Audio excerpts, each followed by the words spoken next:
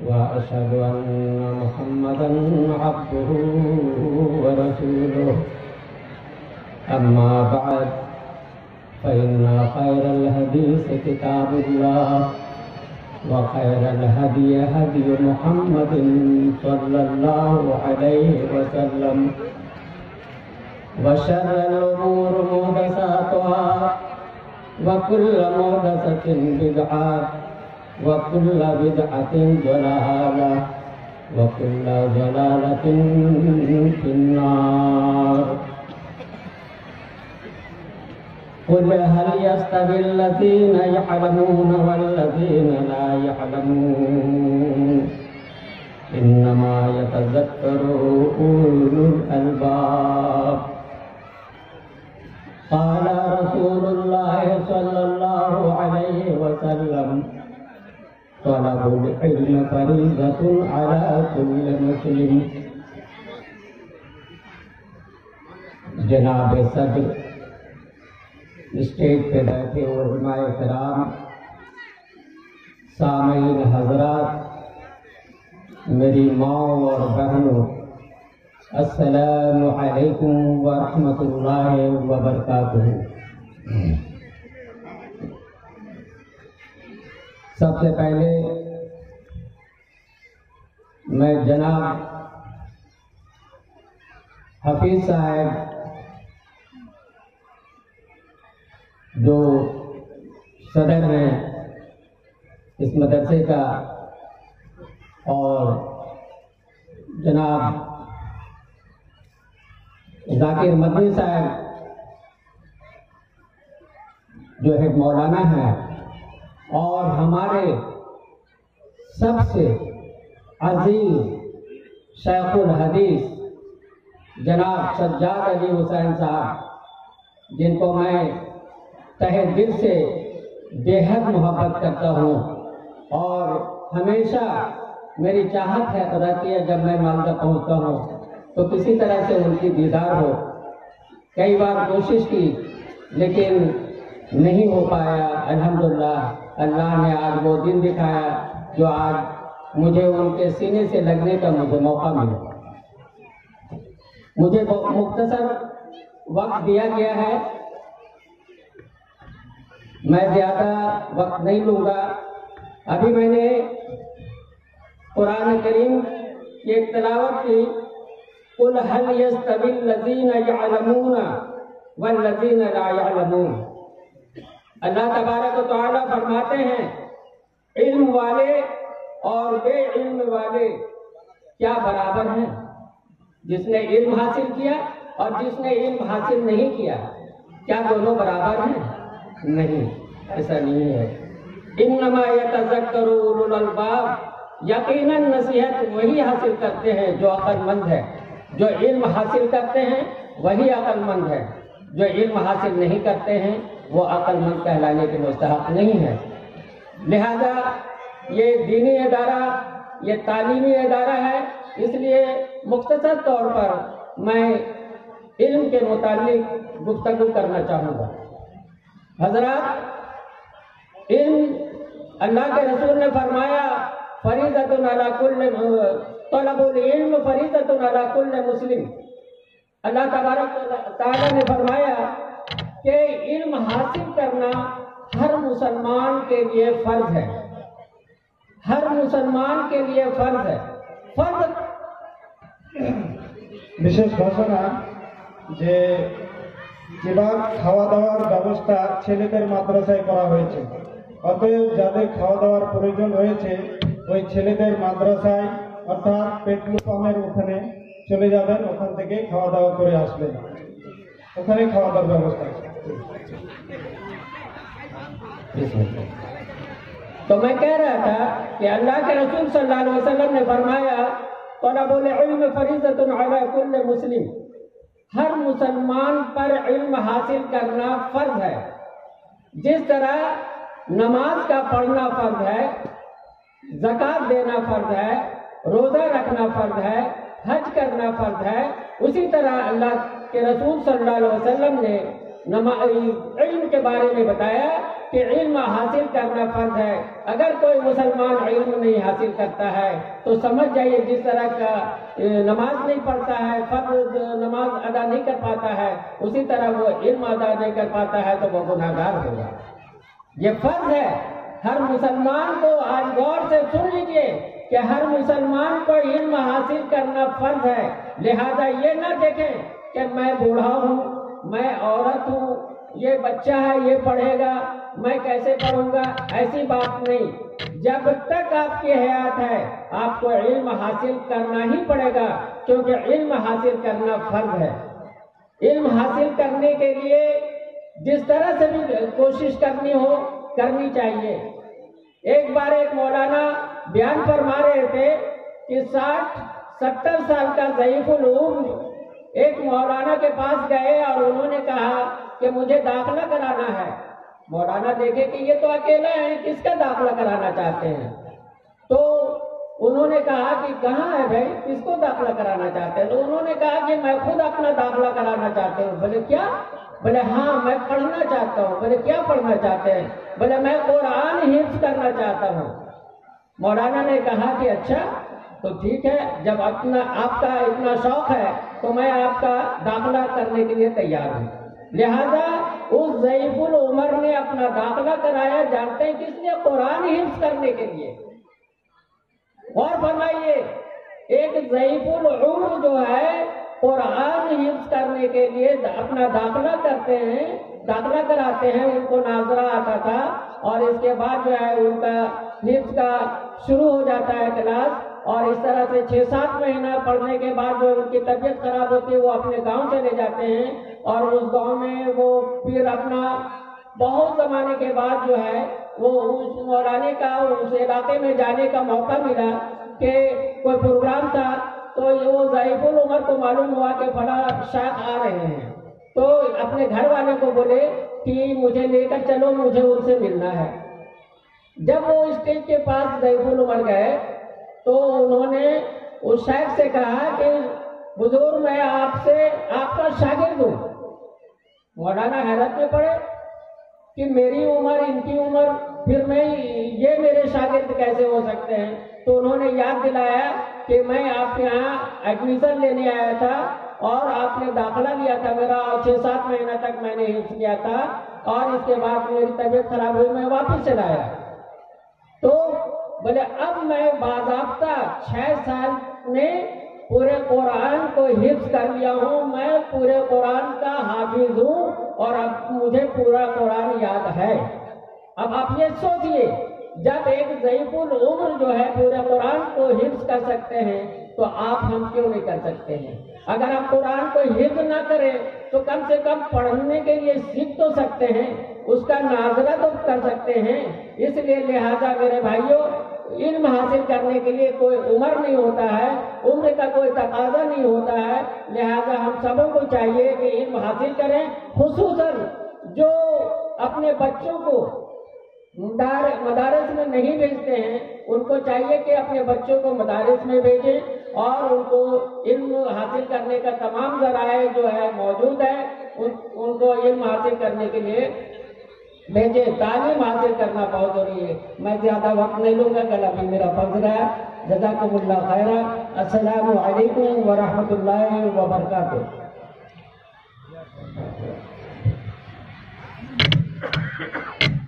जज़ाकल्लाहु खैरन व बारकल्लाहु फी हयाती व सिहती।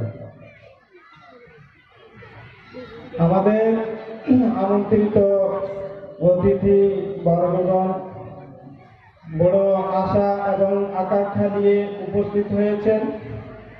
ওনাদের মধ্যে আমাদের বিশিষ্ট একজন মেহমান জনাব ডক্টর মোহাম্মদ ইমাম হোসেন সাহেব, পশ্চিমবঙ্গ প্রাণী ও মৎস্য বিজ্ঞান বিদ্যালয় কলকাতা।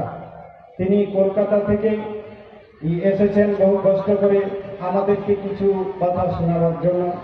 আমরা ওনার কথা শুনব এবং আলহামদুলিল্লাহ এই মাদ্রাসাকে উনি মন প্রাণ থেকে ভালোবাসেন, তাই উনি মন খুলে প্রাণ ঢালা যে দান করেছেন, প্রশংসনীয়। তিনি 50,000 টাকা এই মাদ্রাসাকে দান করেছেন। ওনার জন্য আসবেন আমাদের বক্তা, পরবর্তী বক্তা আসবেন, দোয়া করা হবে, খাস দোয়া করা হবে। এখন এই মেহমানকে আমি মাইকে আসার জন্য সবিনয় অনুরোধ করছি। উনি আপনাদের সামনে, আমাদের সামনে সোশ্যাল ওয়ার্কার সম্পর্কে কিছু আলোচনা বক্তব্য রাখবেন।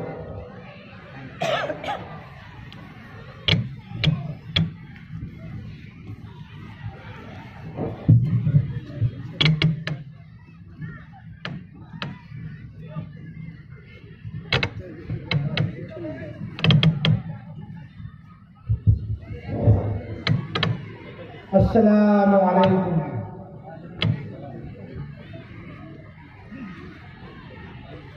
আমি বেশি কিছু বলবো না, কেন এনাদের কর্মসূচি আছে, একদম ব্যস্ততম কর্মসূচি। খুব অল্প একটু সময় নেব।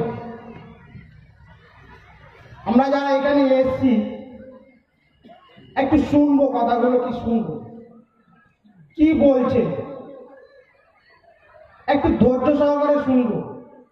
যে আমি একটা কথা যদি এখান থেকে শুনে যেতে পারি, সেটা আমার জীবনের কাজে লাগতে পারে, বা আপনি আবার কাউকে সেটা বলতে পারেন। আমি শুনবো। আপনি যদি না শুনেন তাহলে আপনি ভালো করে, যদি না শুনেন তাহলে বলতে পারবেন না। তাহলে শুনতে হবে, কিছুটা শিখে যাবো। হয়তো এটা কালকে থেকে চলছে, সম্ভবত আজকে সারা রাত্রি চলবে। এই যে বসে আছেন, কষ্ট করে বসে আছেন এত ঠান্ডার মধ্যে, অন্তত কিছু একটা শিখে যাব। যে ওই বক্তা, ওই ডাক্তারবাবু একটা কথা বলেছিল, আমি ওটা শুনে এসেছি, হয়তো আমার জীবনে সেটা কাজে লেগেছে। জাস্ট অল্প একটু সময় নেব, বেশি সময় নেব না। তো আমি হচ্ছি পশুর ডাক্তার। বর্তমানে আমি হচ্ছে কলকাতা প্রাণী মৎস্য বিজ্ঞান বিশ্ববিদ্যালয়ে সেখানে কর্মরত। তো আমার মাঝে মধ্যে যখন আমি ডাক্তারি পাশ করলাম, তখন আমি অতটা ইসলাম সম্বন্ধে আমি জানতাম না, যে ইসলাম কি, আল্লাহর কি নিয়ামত আছে। ডাক্তার পাশ করে গেছি, আমার একটা 6 বছর পাশ করতে সময় লেগেছে ডিগ্রিটা। এবং এই ডিগ্রিটা পাশ করতে এত কষ্ট। আমাকে আপনারা হয়তো দেখছেন যে আমার ওজন হবে হয়তো 80 কেজি ওজন হবে। আমাকে যদি বলা হয় তুমি আবার ওই ডিগ্রিটা করতে যাও, তোমাকে একদিকে সোনা দিচ্ছি আর তোমাকে বলছি যে আবার ওই ডিগ্রিটা করতে যাও, আমার 80 কেজি সোনার কিন্তু দরকার নেই। ডাক্তারি পাস করাটা কিন্তু খুবই কঠিন। পাস করার পরে যখন আমি চাকরিতে জয়েন করলাম, তখন আমার মনে জাগলো যে আল্লাহ কেন এই যে পশু যে অ্যানিম্যালগুলো আল্লাহ কেন সৃষ্টি করলেন। শুধু মনের মধ্যে কোশ্চিন জানতে শুরু করতো যে আল্লাহ কেন সৃষ্টি করলেন, আল্লাহ যোগটা কেন সৃষ্টি করলেন, আল্লাহ সাপটা কেন সৃষ্টি করলেন, আল্লাহ ব্যাংটা কেন সৃষ্টি করলেন, আল্লাহ কি নিয়ামত দিয়েছে, আল্লাহ কুকুর কেন তৈরি করলেন, আল্লাহ শুকর কেন তৈরি করলেন। আমার মনের মধ্যে শুধু জানতে ইচ্ছা করলো যে আল্লাহ গরু কেন তৈরি করলেন, আল্লাহ গরু ছাগল কেন তৈরি করলেন। আর সব থেকে তো বেশি আশ্চর্যের মধ্যে আপনারা অবাক হয়ে যাবেন যদি আমার এই কথাটা যদি এখান থেকে আজকে শিখে যেতে পারেন। শুনে আমি আস্তে আস্তে বলবো, শুধু শুনবেন। সব থেকে ছোট্ট যেটা জীব হচ্ছে মৌমাছি। আল্লাহ তার কথা কোরআনের মতো আল্লাহ বলে দিয়েছেন। যখন আমি কোরআন করতে শিখলাম, যখন আমি জানতে শিখলাম যে আল্লাহ এই মৌমাছি ছোট্ট একটা ক্ষুদ্র জীব, তার কথাও আল্লাহ কোরআন সূরা নাহলের মধ্যে আল্লাহ বলে দিয়ে গেছে। সূরা 68-69 এই আয়াতের মধ্যে আল্লাহ এই মৌমাছির কথা বলে দিয়ে, শুধু মৌমাছির কথা বলেনি আল্লাহ, এই মৌমাছি এটা ছোট্ট একটা জীব। আমার এই ছোট্ট একটা জীবকে নিয়ে আমি জানতে শুরু করলাম যে আল্লাহ এর কথা কোরআনের মধ্যে বলেছে। কি এর মধ্যে কি? শুধু আল্লাহ বলে দিয়েছে কোরআনের মধ্যে যে এর মধ্যে নিদর্শন রয়েছে চিন্তাশীল সম্প্রদায়ের জন্য, যারা এটাকে ভাববে, যারা এটাকে বুঝবে।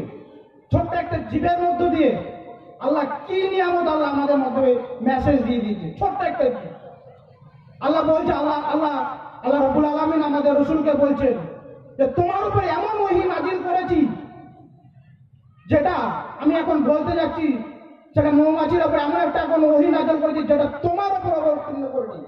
সুবহানাল্লাহ, সুবহানাল্লাহ। আমি যখন পড়লাম আমি তো হতবুদ্ধি হয়ে গেলাম। আল্লাহ এরকম কথা বলছেন। যে একটা মৌমাছির মধ্যে আল্লাহ এত বড় একটা মেসেজ দিয়ে পাঠিয়েছে, একটা ছোট্ট একটা ক্ষুদ্র একটা জীব, যে তার উপরে আল্লাহ ওহী নাজিল করেছে, যেটা আমার ইয়ের উপরে, আমার রসুলের উপরে যে ওহী অবতীর্ণ করেছে, যে কোরআন কালাম দিয়েছে, আল্লাহ নিজে বলছে তোমার উপরে যেটা অবতীর্ণ করেছি সেটা কিন্তু আমার এই মৌমাছির উপরে যে ওইটা দিচ্ছি সেটা কিন্তু তোমার উপরে অবতীর্ণ করিনি। আমি অবাক হয়ে গেলাম যে আল্লাহ এর মধ্যে কি নিয়ামত, কি আল্লাহ পাঠিয়েছে, কি এই মৌমাছির মধ্যে আল্লাহ দিয়েছে, এই ছোট্ট একটা জীবের মধ্যে দিয়ে আল্লাহ এত কিছু আমাকে চিন্তা করতে সাহায্য করছে। পরে অনেকক্ষণ পড়াশোনা শুরু করে দিলাম, মৌমাছি নিয়ে পড়াশোনা করে দিলাম, যে আল্লাহ কি নিয়ামত এই মৌমাছির মধ্যে আল্লাহ পাঠিয়েছে। আল্লাহ বলছে, আল্লাহ রসুল যখন বলছে তখন সাহাবীদের বলছে, তখন আল্লাহ কসম খেয়ে বলছে, আল্লাহ যখন রসুল কিছু বলতেন তখন কিন্তু কসম কিন্তু না খেয়ে অনেক শপথ না নিয়ে কিন্তু বলতেন, কিন্তু যখন মৌমাছির গল্পটা যখন তার সাহাবীদের সামনে বলছে, এটা আমি আল্লাহর শপথ খেয়ে বলছি, যদি মুমিন হও তবে মৌমাছির মতো হও। তাহলে আমার কাছে জানতে হবে যে মৌমাছি থেকে কিছু শিক্ষা আছে। আল্লাহ রসুল বলছেন যদি তুমি যদি মুমিন হও তবে মৌমাছির মতো হও।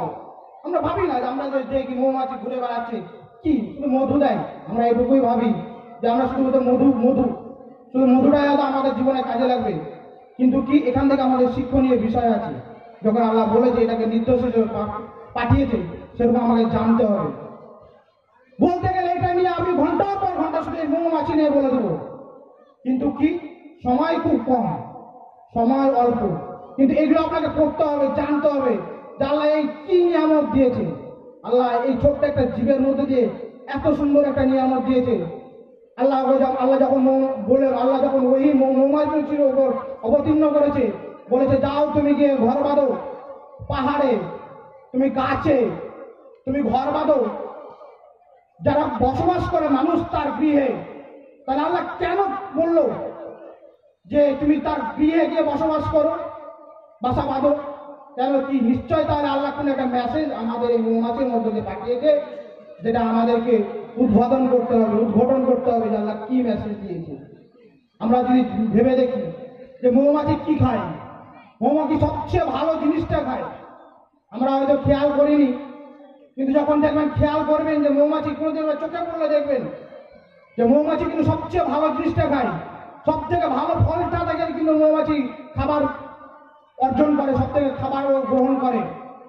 কিন্তু এই যে মৌমাছি সব থেকে ভালো ফুলটার উপরে গিয়ে মৌমাছি খাবার সংগ্রহ করে, সব থেকে যেটা ভালো জিনিস বলতে যে মৌমাছি প্রথম যখন একটা ফুলের পাশে যখন বসবে, যা পরাগটা যখন পরাগায়নটা নেবে, ঘোরাফেরা করে, অনেকক্ষণ ঘোরাফেরা করার পরে বসে গিয়ে দেখে যে ওখানে অন্য কোনো মৌমাছি বসেছে নাকি, ও মৌমাছিটা ফুলটা পরিপক্ক হয়েছে নাকি, ফুলটা সুন্দর আছে না ভালো আছে না খারাপ আছে, গন্ধ শুকে ওরা বুঝতে পারে।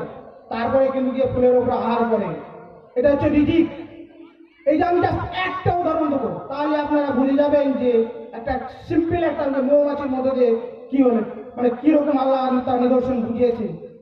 যে একটা যখন মৌমাছি ভালো জিনিস খায়, সুন্দর ফুলের উপরে বসে, সুন্দর ফুল বলতে কিসে, ফুলটা যেন অন্য কোনো মৌমাছি না খেয়েছে, ফুলটা পরিপক্ক সুন্দর, ওটা রিজিকের আহারে মৌমাছিটা বেরিয়েছে। কিন্তু ঠিক আমরা যদি এখান থেকে একটা শিক্ষা নিই, শিক্ষাটা কি, যদি আমাদের ইমানের প্রথম জিনিসটা যদি আমরা হাইলাইট করি, তাহলে হচ্ছে আমাদের রিজিক। আমরা যে রিজিকটা কি আমরা ঠিক কিভাবে উপার্জন করছি, হালাল ভাবে উপার্জন করছি না হারাম ভাবে উপার্জন করছি, না আমরা যে চাকরি করছি না ব্যবসা করছি, আমরা কিভাবে উপার্জন করছি। এইভাবে আমাদের জাস্ট এই যে একটা শিক্ষণীয়, এরকম অনেক শিক্ষণীয় আছে। যদি মৌমাছি নিয়ে বলা যায়, এখন প্রায় 1 ঘন্টার আপেও শুধু বলবো, কেন আমি এটা নিয়ে পড়াশোনা করেছি, এটা নিয়ে আমি রিসার্চ করেছি, এবং সমস্ত আল্লাহ নবী যে আল্লাহ রব্বুল আলামিন যে আমাদের এই নিয়ামত, কোরআনের মধ্যে যে কি সুন্দর একটা নিয়ামত দিয়েছে, সূরা নাহলের মধ্যে যে কি সুন্দর ভাবে আল্লাহ এটা দুটো আয়াতের মধ্যে যে কি সুন্দর আমাদের একটা বুঝিয়ে দিয়েছে। সুবহানাল্লাহ, সুবহানাল্লাহ।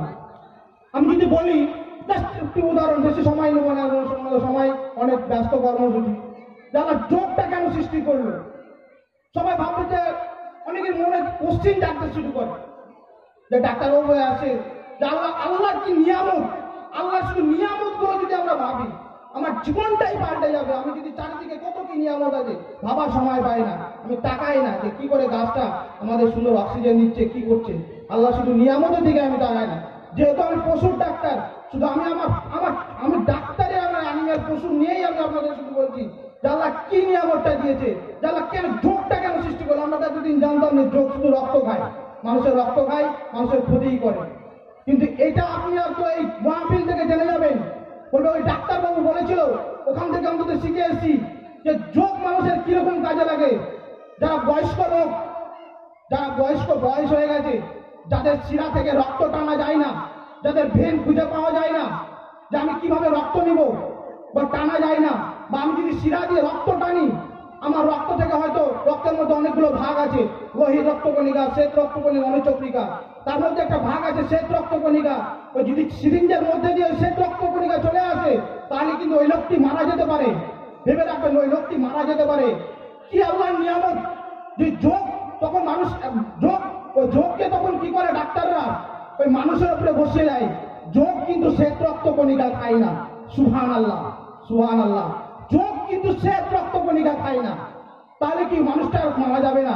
রক্ত কিন্তু সিরিঞ্জ দিয়ে আমাকে টানতে হলো না, যোগকে মানুষের উপরে বসিয়ে দেওয়া হলো। যোগ রক্ত খেলো, শ্বেত রক্তকণিকা খেলো না। তারপর আমরা যোগের মধ্য থেকে রক্তটা টেনে নিয়ে আমরা টেস্ট করলাম যে ওনার কি সমস্যা হয়েছে। সুবহানাল্লাহ। আমি যখন জানলাম, আমি তখন মানে আমার আর কোনো ভাষাই খুঁজে পাচ্ছিলাম না। আপনার মনে থাকে যে আল্লাহ সাপ কেন সৃষ্টি করলো? জানতে ইচ্ছা করলো আল্লাহ কি নিয়ামত দিয়েছে সাপের মধ্যে। যে দেখবেন যেখানে বাড়ি জঙ্গল আশেপাশে আল্লাহ সাপ দিয়েছে কেন? সাপ যখন নিঃশ্বাস ছাড়ে, বায়ুতে যত দূষণ বায়ু যখন আছে আমাদের, আমরা যে নিঃশ্বাসটা অক্সিজেনটা গ্রহণ করছি, আমরা তো হয়তো কত ধুলো বায়ু সব ভর্তি আছে। সাপ যখন নিঃশ্বাস ছাড়ে তখন বায়ুটাকে পরিষ্কার করে দেয়, পরিচ্ছন্ন করে দেয়। সুবহানাল্লাহ। সাপ যখন নিঃশ্বাস ছাড়ে তখন বায়ুটা পরিষ্কার হয়ে যায়। তাহলে কি আমরা সুন্দর একটা বায়ু আমরা গ্রহণ করতে পারছি। সুবহানাল্লাহ, সুবহানাল্লাহ।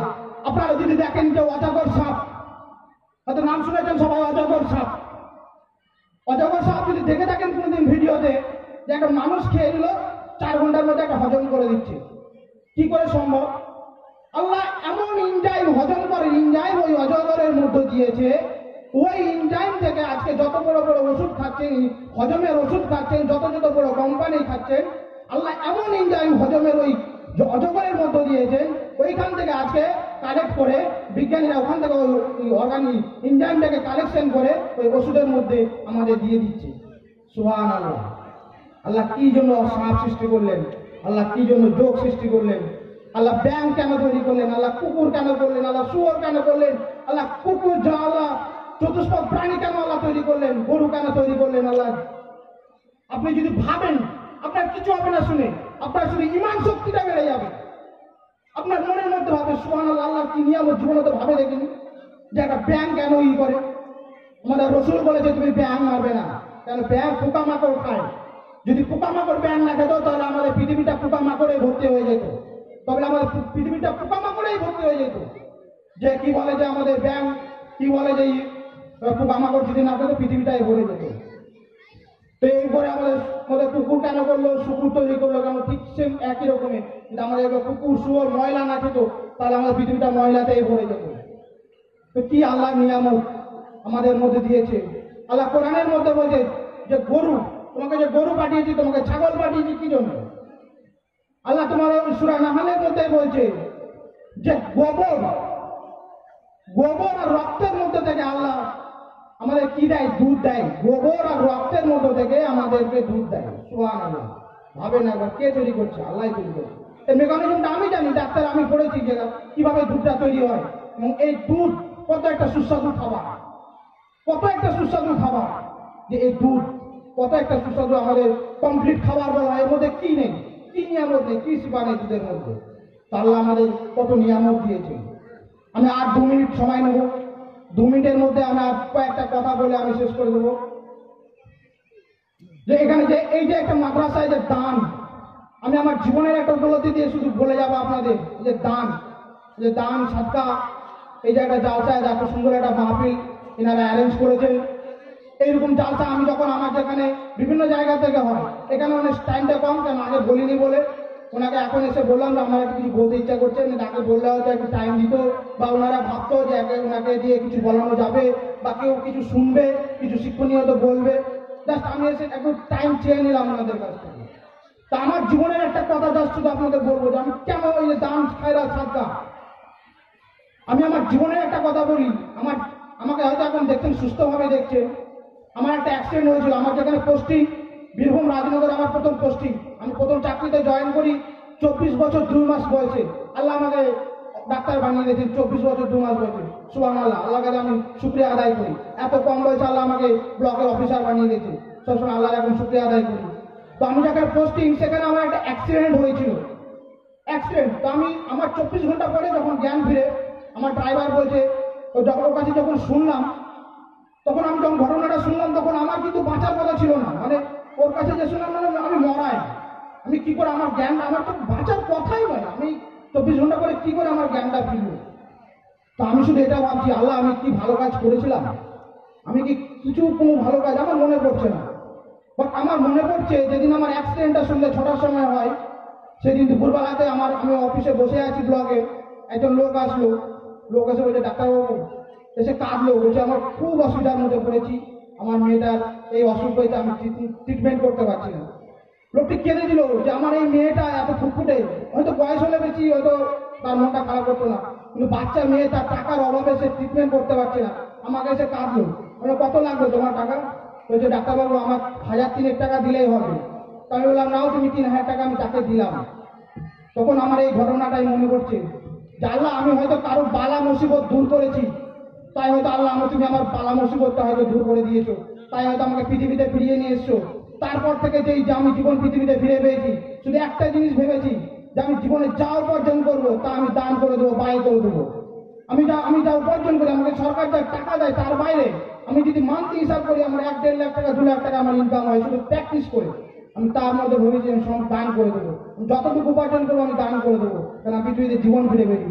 আপনি যদি কারো বালা মুসিবত দূর করেন, আপনি যদি কারো, তাহলে আপনার বালা মুসিবত, এটা আমার জীবনের অভিজ্ঞতা দিয়ে বললাম, আপনারও বালা মুসিবত আল্লাহ দূর করে দেবে। আমি নিঃশ্বাস বন্ধ হয়ে গেলে কি যাবে? আপনি যদি এখানে, আমি গরিব আছে, অনেকেরই আছে, আমি দিন খাটি দিন তো কত কষ্ট করে, তাও আল্লাহ বলছে তুমি দান করো। আপনি যদি একটা মসজিদে একটা ইটার টাকা যদি এখানে দিয়ে যান, আপনার এটা কবরে নিঃশ্বাস মরার পরে আপনার সাক্কা জারিয়া হিসাবে কবরে আযাব যে মিটার চলতেই থাকবে, নাকি চলতেই থাকবে, কিয়ামত পর্যন্ত আপনার চলতেই থাকবে। আমি যে এসছি আমি কি নিয়ে যাবো কবরে, কি হবে?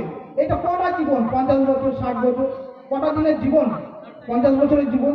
আমাদের নবী কবে থেকে কবরে শুয়ে আছে, তার আগে মুসা নবী শুয়ে আছে, ইব্রাহিম নবী, আদম নবী, কত নবী আমাদের কবরে শুয়ে আছে। তারপরে আখিরাতের জীবন আমি কি করে গেছি? আমি কি এখনো প্রিপারেশন হয়েছি? আমি তো কাল বাঁচবো কি বাঁচবো না আমার তো আমি তো জানি না। আমার তো মনোবল মৌত দিলে 5 বার আসে, 5 বার আমাকে শুধু আল্লাহর অর্ডার হয়নি, তাই মালাকুল মৌত দিলে 5 বার আমার কাছে আসে। শুধু আল্লাহর অর্ডার যদি হয় তুমি তার রুহটা কবজ করে নিয়ে এসো, আমি চলে যাবো। আমি কি ফেন্টাইল পোকার নিয়েছি? আমি যে তাবুর তলে বসে আছি, আমি কি এখনো তওবা করেছি? আমি আগে তওবা করতে জানতাম না, আমি এখন তওবা করতে জানি। অন্তত আল্লাহকে বলো, আল্লাহ যে এই যে মজলিসে এসেছি, আল্লাহ তুমি আমাকে ক্ষমা করে দিও, আল্লাহ যা পাপ করেছি আল্লাহ তুমি ক্ষমা করে দিও, তুমি ক্ষমা করে দিও আল্লাহ। অন্তত আল্লাহ কিন্তু এটা অন্তত বলতে পারবো। আর একটা জাস্ট বলে আমি শেষ করবো, এইটা বলি, আমি একটু যে রিসার্চ করেছি আপনাদের সম্বন্ধে, আমি এটি জাস্ট বলবো, আমরা কোরআনটাকে একটু অন্যভাবে ভাববো। ওনাদের অনেক সময় নিয়ে ফেললাম, আমি শুধু একটা বলবো যে বিসমিল্লাহির রহমানির রহিম। আমি ডাক্তার, আমি কোনো নয়, এখানে অনেক শুনতে পাবেন আমার থেকে, আরো ওনাদের অনেক অভিজ্ঞতা, অনেক মানে এই বিষয়ে অনেক অভিজ্ঞতা আছে, অনেক ভালো করে বলতে পারবেন। শুধু আমি একটা লাইন বললাম, বিসমিল্লাহির রহমানির রহিম, আল্লাহর নামে শুরু করছি, যিনি পরম করুণাময় অতি দয়ালু। আল্লাহ এটা বলেছে 1450 বছর আগে, আমাদের কোরআনে এটা বলে পাঠিয়েছে। কিন্তু আল্লাহ তার গাণিতিক সামঞ্জস্য কিরকম কোরআনে বুঝিয়ে দিয়েছে, আপনি যদি একটু এটাকে অন্যভাবে ভেবে দেখেন। আমি বলছি ডাক্তার, আপনি যদি আজকে এখান থেকে মনে হয় যে কিছু একটা শুনে এসেছিলাম যে আল্লাহ বিসমিল্লাহির রহমানির রহিম মানে শুরু করছি, আল্লাহর নামে শুরু করছি যিনি পরম করুণাময়। এটার মধ্যে হচ্ছে 19টা বর্ণ আছে, বে, সি, মিম, লাম, হে, এটা বিসমিল্লাহ, এই শব্দটা 19টা শব্দ নিয়ে তৈরি করেছে আল্লাহ। এই সব 19টা বর্ণ নিয়ে এই বাক্যটা তৈরি করেছে। এই 19 হচ্ছে একটা বিজয় সংখ্যা। 19টা কি? একটা বিজয় সংখ্যা। যদি 19টাকে যদি ভাবতে যান যে বিজয় সংখ্যা কত নম্বরে পড়বে, 1, 3, 5, 7, 11, 13, 17, 19, 8 নম্বর বিজয় সংখ্যারে পড়ছে 19 সংখ্যাটা। বিসমিল্লাহির রহমানির রহিম। আল্লাহর কি গাণিতিক সামঞ্জস্য আল্লাহ রেখেছে চলে। আল্লাহ মানুষকে শুধু চিন্তাশীল যারা যারা ভাবে, আমরা জীবনে কখনো ভাবিনি যে বিসমিল্লাহির রহমানির রহিম বলি খাওয়াই শুরু করি যেগুলো, কিন্তু আমরা কখনো ভাবিনি যে তার নিদর্শন আল্লাহ কি সুন্দর রেখেছে। এই যে আমাদের হাত দেখছেন, এই আমাদের হাত, এই হাতের 8টা কবজি, এই যে কবজিখানে 8খানা হাড় আছে, এই কবজিতে 8টা হাড়ের সাথে এই আঙ্গুলের 19খানা হাড় যুক্ত হয়েছে। সুবহানাল্লাহ, সুবহানাল্লাহ বলবেন না? যে আল্লাহ কি নিয়ামত দিয়েছে। বিসমিল্লাহ আমরা শুরু করি কি যে কোনো কাজ, বিসমিল্লাহ আমরা হাত দিয়ে শুরু করি, তো আল্লাহ তার প্রমাণটা কি দিয়ে হাতের মধ্যে রেখে দিয়েছে যে 8টা হাড় আছে, তার সাথে 19খানা এই আঙ্গুলের হাড়, এই 8টা কবজির হাড়।